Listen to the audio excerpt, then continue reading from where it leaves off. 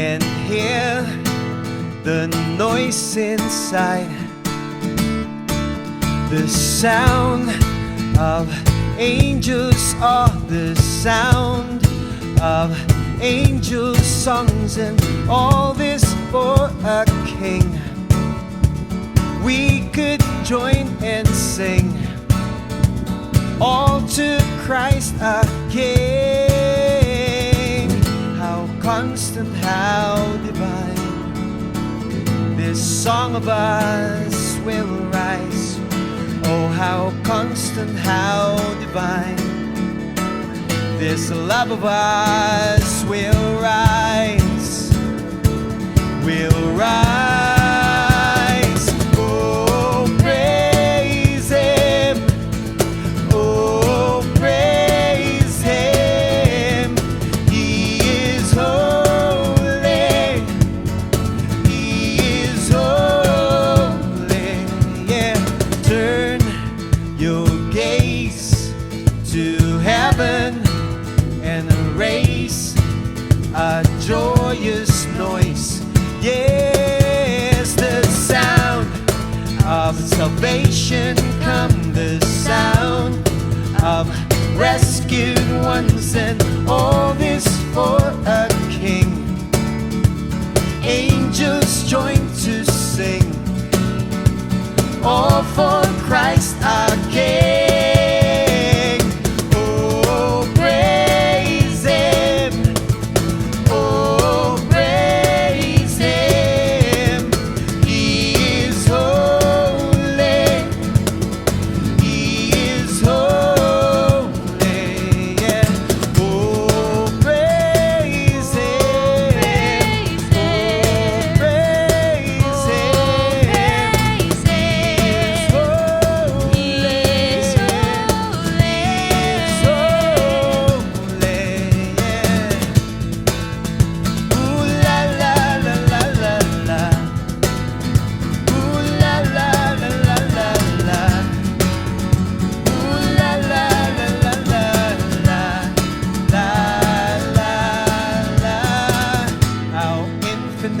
And sweet, this love so rescuing.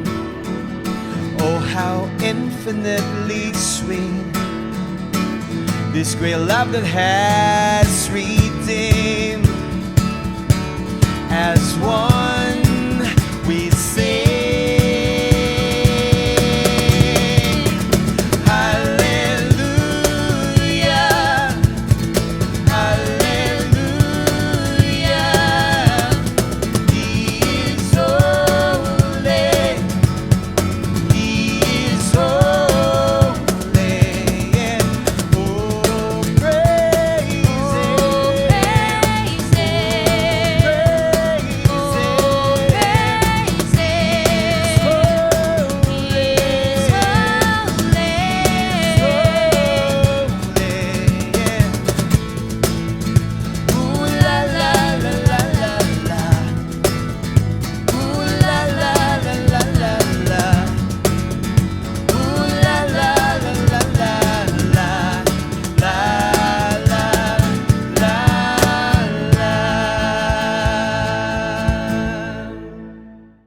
Mga kaigsuunan, mayong adlaw kaninyong tanan.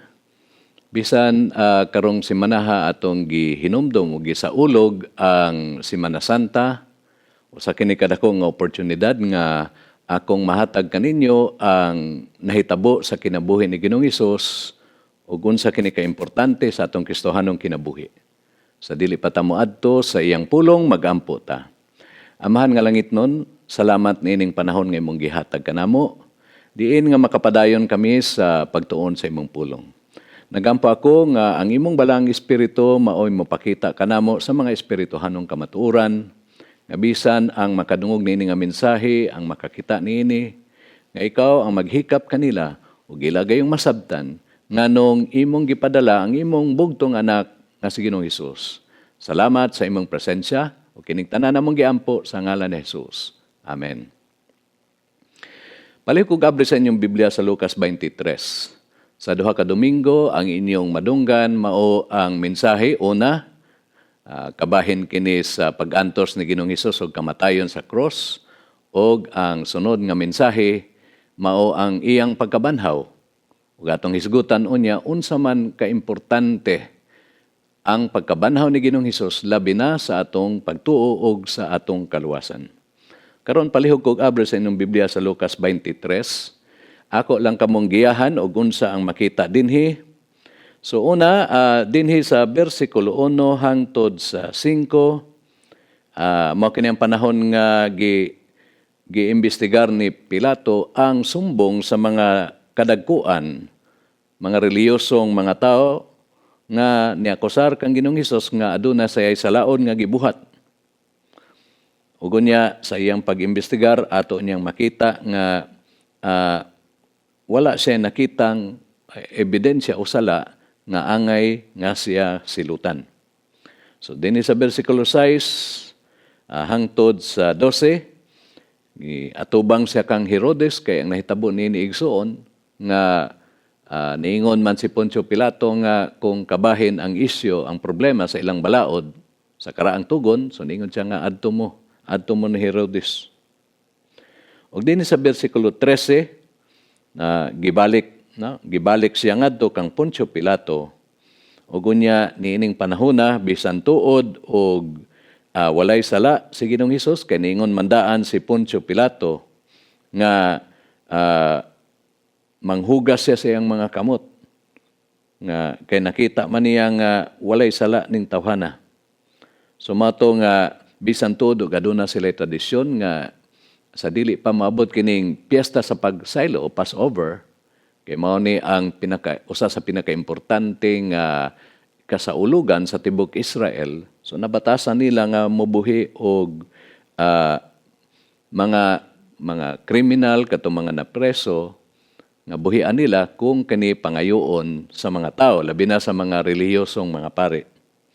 Apan ang ilang gipabuhian mao ang duha ka kriminal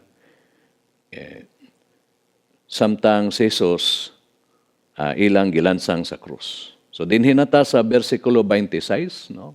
Lucas 23, atong i-cover karon ang verses 26 hangtod sa 46. Akong basahon nagiyon dinhi. Samtang gidala nila si Jesus, gikasugat nila ang usa ka tawo nga ginganlag Simon nga taga Cirene nga nagpadulong sa syudad gikan sa balangay gawa sa syudad. Gidakop nila siya o gipapasan sa krus o gipasunod kang Hesus. So karon atong tanawon igsoon ang mga tawo nga nakasugat, no? Nakasugat ni Ginoong Hesus sa panahon nga nagbitbit o nag-alsa na siya sa krus paingon sa Golgota o sa lugar sa Calavera. Ang usa niini ginganlan og Simon nga taga Cirene, nga niadtong panahon na niadto siya sa syudad kay aduna say tuyo, apan ang nahitabo maong gidakop siya. Gidakop siya sa mga sundalo nga nagkuyog, nag-escort kang Ginoong Hesus ug unya ilang gipapasan ang cross ni Hesus ug unya misunod siya. So naguna si Ginoong Hesus ug unya misunod si Simon nga nagpasan sa cross. So nganong ilang man gidakop si Simon tungod kay ila nang nakita nga tungod sa walay pahulay si Ginoong Hesus, walay tulog unya ilang gikulata, ila pa ganing gipurong-purungan og tunok, so mana nga luya na gyud kaayo siya. Aron nga makaabot siya didto sa lugar nga din didto siya ilansang, mao nga ilang gipugos si Simon sa pagpapasan. Igsoon, kini si Simon makita nato nga sama kini siya sa katawo nga nisunod ni Ginoong Hesus pero napugos ra. No, dili gyud kinasing-kasing. No, bisan sa atong panahon karon daghan ang mga moingon nga moapil og Bible study, labi na kung ang ilang gitrabahuan nakita nila nga gusto man sa among-amo nga moapil mi og Bible study. Ang uban gani pinugos gyud nga naman kay moingon ang nagdumala nga ang tanan moapil og Bible study kay apil sa ilang oras. So mana nga usahay ang resulta igsuon kung gipugos ang tao dili voluntaryo. Makita gyud nimo nga dili gyud mo lahutay ngano man kay pagabot unya sa mga katalagman o mga pagsulay nga itugot sa Ginoo, diha na nimo makita kung unsa ang ilang pundasyon. Ang akong pag-apo igsoon nga misunod ka kang Kristo dili nga gitulod ka kun dili kitawag kaniya. Gitawag ka ni Hesus, nakadungog ka og walay tawo nga naka-impluwensya sa imong desisyon pagsunod ni Ginoong Hesus. Dinhi nata sa bersikulo 27, no, kining laing pundok sa mga tao. 27, may dakong panon sa mga tao nga misunod kang Hesus ug ang uban kanila mga babay og naghilak og nagminatay tungod kaniya. So dinhi sa 27, daghan ang mga tao nga misunod ug unya gi-specify dinhi nga aduna usay mga babay. So kung atong makita nga sa panahon sa pagpanudlo ni Ginoong Hesus, nga bisan tuod og 12 ka disipulo ang iyang gitrain, apan daghan sa mga tao og daghan ang mga babae nga misunod kaniya tungod kay ilang nakita nga ang ilang panginahanglanon na ministeryohan. Nakita nila nga si Ginoong Hesus tinud-anay og kinasing-kasing nga nagtudlo kanila sa kamatuoran. Ang uban nga mga tao nga naa dinhi misunod lang kay out of curiosity. So ingon na man gina dito nga kung adunay tao nga ilansang sa krus, magtapok yun ang mga tao kay ilang tanawon og kinsa ang naa dito. So kining mga babae naghilak og nagbinatay, makita nato nga kini sila emotional kaayo. So dili man kalikayan o sa igsuon nga adunay mga tao nga mosunod sa Ginoo tungod kay nakita nila nga dasig sila kaayo, on fire sila. Nakita nila nga murag mga positibong mga butang man ang nahitabo sa akong kinabuhi. Pero atong tanawon igsuon kung na-appreciate ba ni Ginoong Hesus ning ilang paghilak.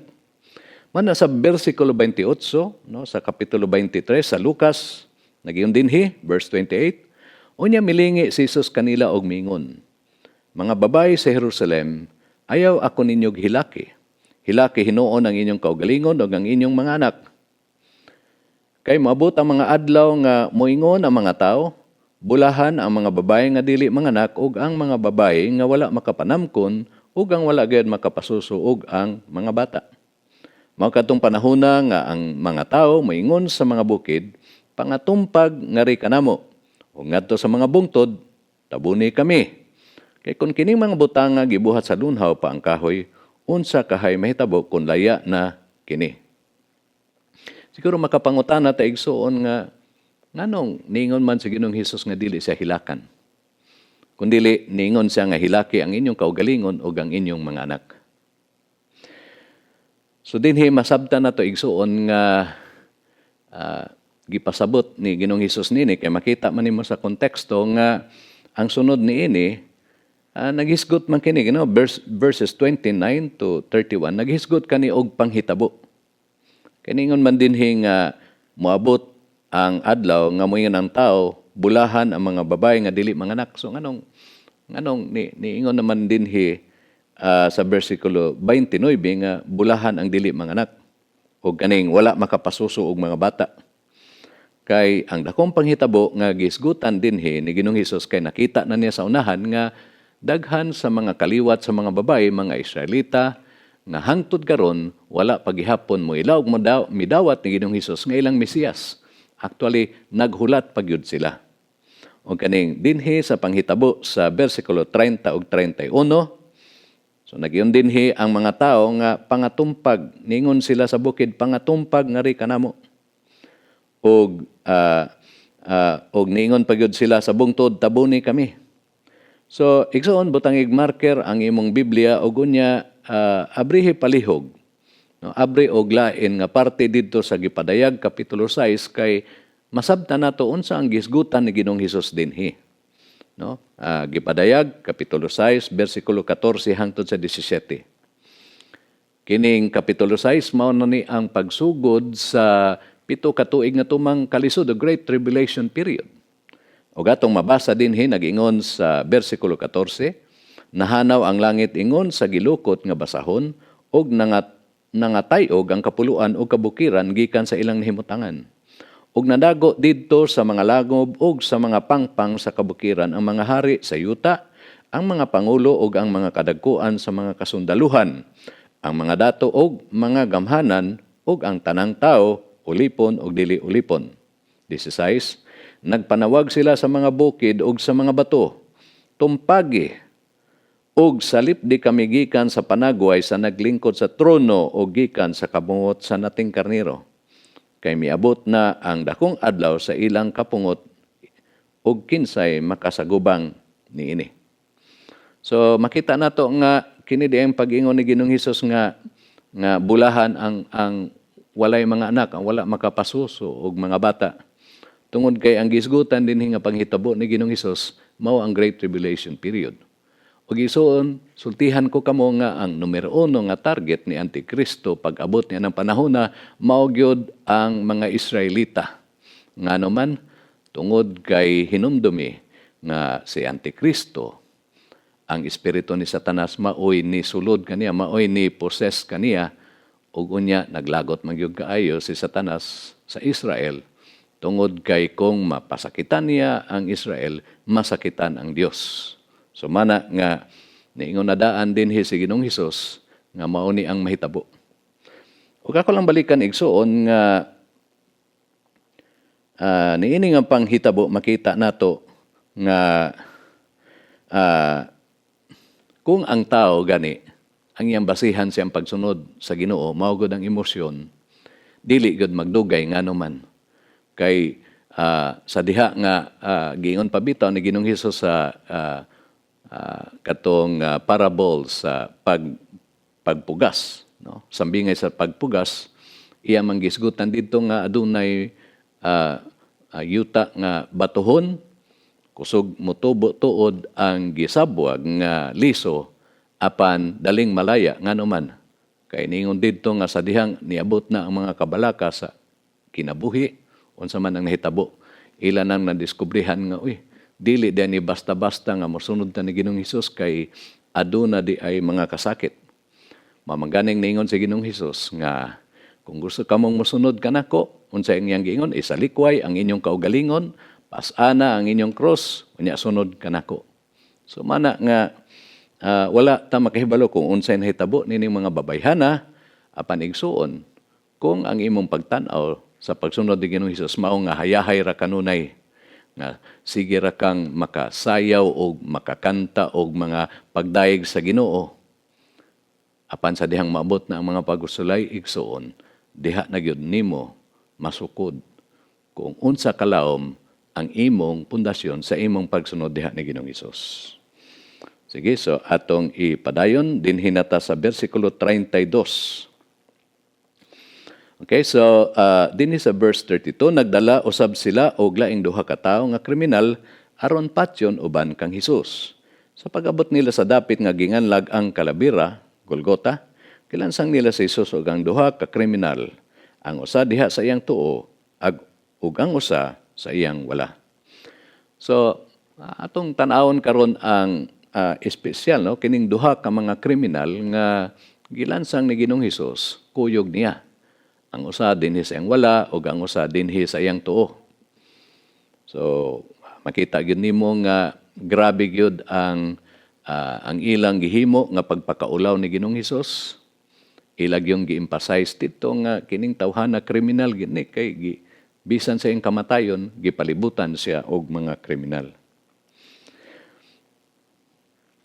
So atong padayon igsuon,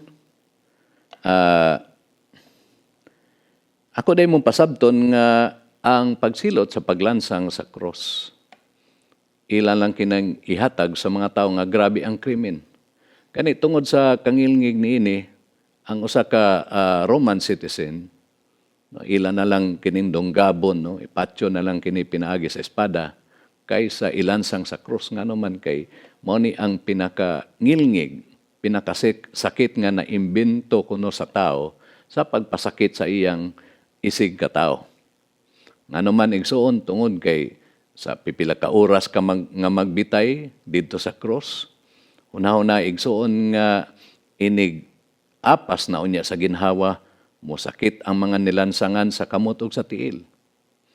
Ug unya na-expose pa sa kainit sa adlaw ug hinumdumi igsuon nga kining ilansang sa krus hubuan gini sila.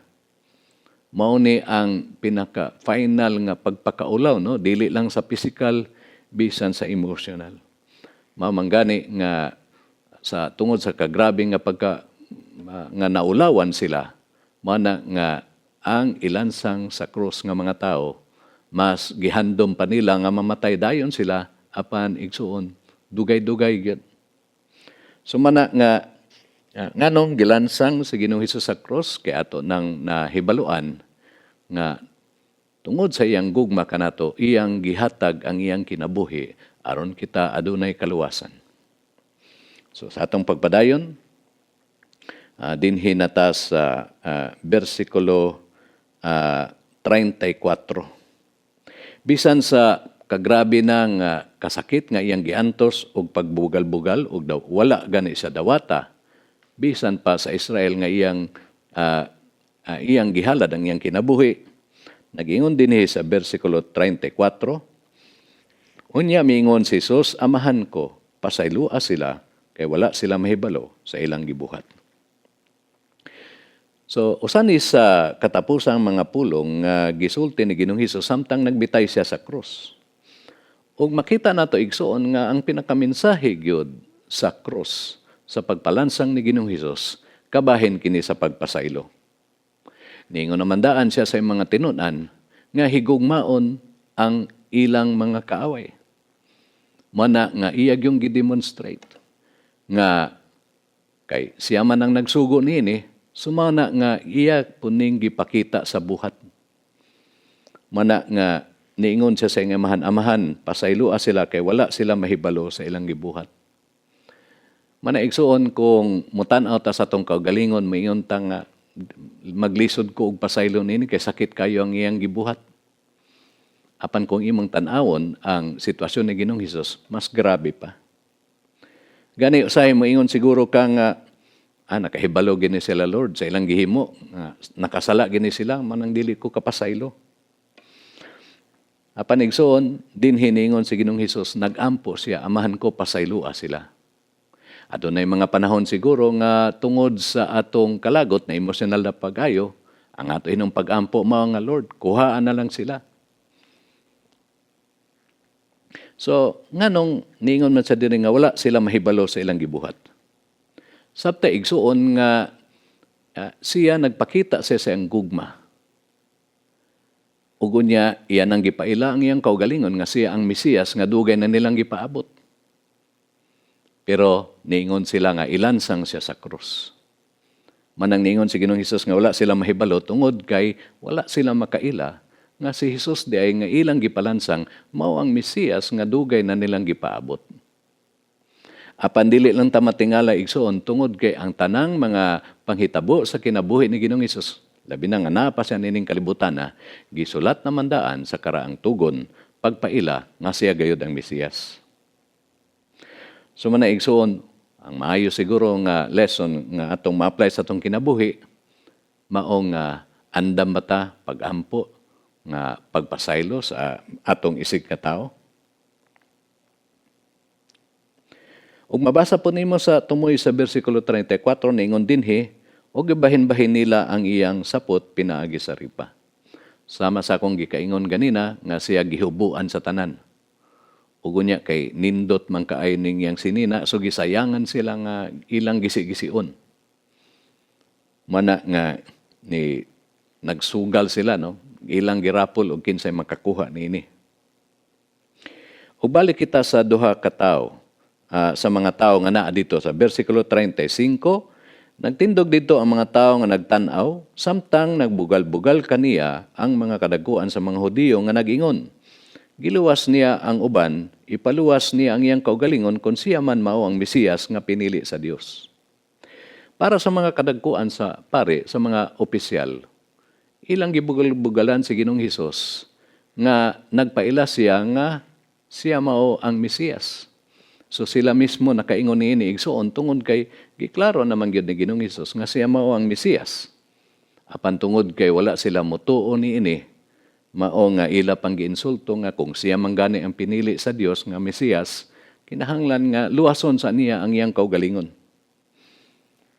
Kung namati pa ka si Ginoong Hesus ug nanaog siya sa krus igsuon, ang mahitabo mao nga kita walay kaluwasan nganuman kay ang krus, ang kamatayan ni Ginoong Hesus maoy pinaka katapusang sakripisyo nga gi-require sa Ginoo aron ang tanang sala mapasaylo.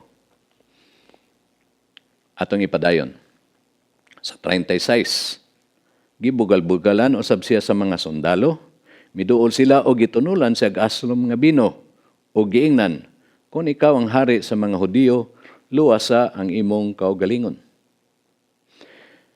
Sa mga reliyosong pare, ang ilang gigamit mao nga kung siya ang Mesiyas. Apan ang mga sundalo, ang ilang gigamit sa pag-insulto, mao nga kung siya ang hari sa mga Hudiyo. Igsoon ako mong pasabton nga ang bugtong lang yung isyu o kaso nga mapahamtang kang Ginoong Hesus ang silot nga kamatayon, mao ang pagdeklara nga siya mao ang hari sa mga Hudiyo. Matong gibutang dito sa cross nga siya ang hari sa mga Hudiyo. So manang mingon kining mga sundalo nga mga hintel nga kung siya ang tinud nga hari sa mga Hudiyo, iluason niya una ang iyang kaugalingon. O gani, ila siyang gipainom og aslom nga bino or suka, kay ingon pa bitaw sa uban nga dugang ni sa pagpaantos o pagtorture sa usa ka tawo nga gilansang sa krus. Kinsa pa man kaha ang makaako sa pagbugal-bugal. So dinhi sa 38, no, sa ibabaw sa krus gisulat nila kining mosunod, kini siya mao ang hari sa mga Hudiyo. So ako nang gipasabot kaninyo nga para mahimong legal ang kamatayan ni Ginoong Hesus kung aduna may mangutana kang Poncio Pilato nganong iyang gipalansang. So didto gibutang ang kaso. Kay ang tanang mga tao nga modeklara nga sila hari, unya naaman ang emperador sa Roma, rebellion man kana. Mana nga pwedeng silutan ang tao og kamatayon. Ako lang mong pasabdon igsuon nga ang mga Hudiyo ni atong panganahona, ang labaw nga pari, ang mga magtutulo sa balaod, wala sila katungod nga modeklara og kamatayon sa katao. So manang giagi gud nila sa korte sa Roma nga ang judge ni atong panahona mao si Poncio Pilato, si Pontius Pilate.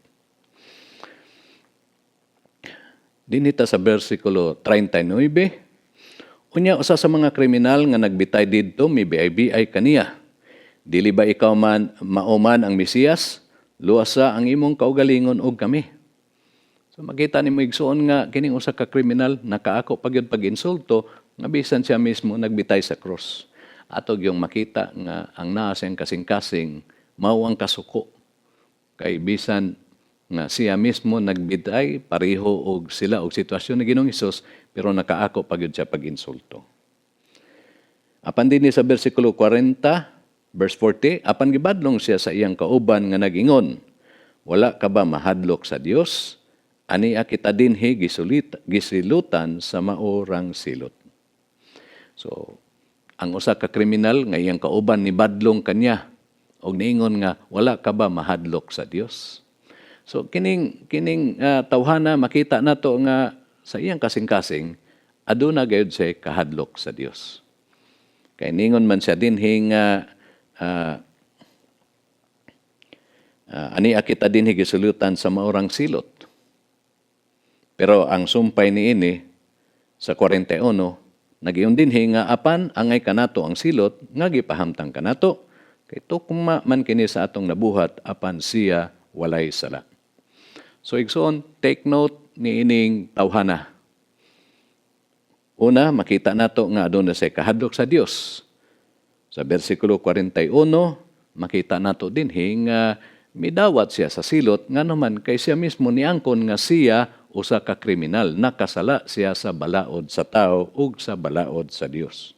So manang niingon siya dinhi nga tukma kanato ang silot. Ugon sa iyang giingon, kang Ginoong Hesus, niingon siya dinhi, apan siya walay sala. Usa kini ka importante nga statement igsuon tungod kay gipakita nining tawhana nga siya nakadungog gayod niini nga kamatuoran nga gikan sa Dios kaysa pag-ingon niya nga siya walay sala igsuon tinuod kana. Si Ginoong Hesus bisan tuod og nahimo siyang tao og mipuyo uban kanato sama sa usa ka ordinaryo nga tao sa sulod sa 30 ka tuig nga nagkinabuhi siya. No? Makita nato nga wala gyud siya nabuhat nga sala sa hunahuna, sa pulong ug sa buhat. o sa kini ka importanteng doktrina sa Biblia igsuon. Tungod kay kung bisan og naay usang sala nga nahimo si Ginoong Hesus o wala niya matuman ang balaod sa Dios, dili siya qualified nga mahimong manluluwas nganuman kay nagkinahanglan siya og manluluwas. So igsuon, importante kay nga inyong sabtan nga bisan sa pagtintal ni Satanas ngadto kang Ginoong Hesus, wala gyud siya magpadala niini. Og atong ipadayon, og niingon siya dinhi sa 42, og miingon siya kang Hesus, Hesus, hinumdumi in taon ako kun maghari ka na. So makita nimo ang naa sa kasing-kasing nining tawhana. Una, na siya kahadlok sa Dios. Ikaduha, niangkon siya nga siya makasasala. Og ang ikatulo dinhi sa 42, aduna siya pagtuo ni Hesus nga siya gayod ang Mesiyas. Nganuman, kay ningon siya dinhi, hinumdumi in taon ako kun maghari ka na. Og unsa man ang gisulti ni Ginoong Hesus dinhi sa 43, tanawa igsuon. Mingon si Hesus kaniya, sultihan ko ikaw, karong adlaw adto ka sa paraiso uban kanako. So kining bersikulo 43 igsuon o sa kini ka confirmation nga kining tawhana nakabaton og kaluwasan sa iyang kalag. Tungod kay usama ni siya ka Hudiyo, makita nato dinhi nga katong giistorya ni Ginoong Hesus nga ang tanang mga matarong sa atubangan sa Dios didto sa kiliran ni Abraham. So mao na ang gihimo nga ilustrasyon ni Ginoong Hesus pagpakita nga ang kaluwasan labi na sa mga Hudiyo maong ang timailhan niini nga kuyog sila didto sa atubangan ni Abraham.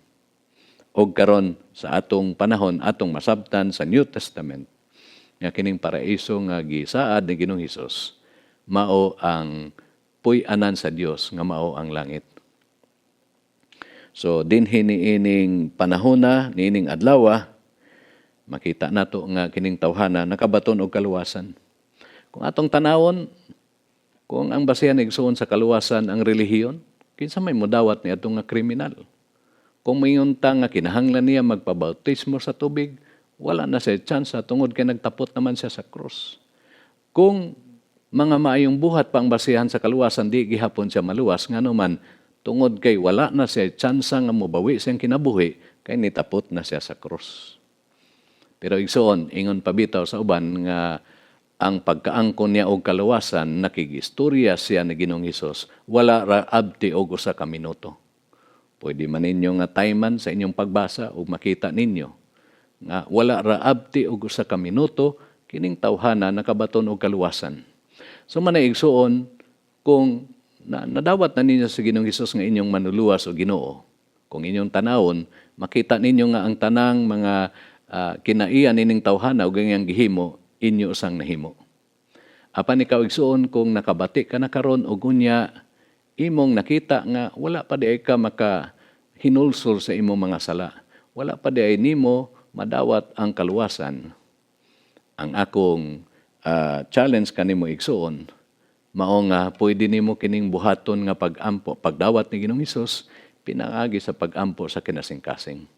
Sa dili pa ko mupadayon igsuon, kung gusto ka usab nga makabaton og kaluwasan ug maingon kanimo ang Ginoo, nga karong adlaw mo uban ka kanako sa paraiso.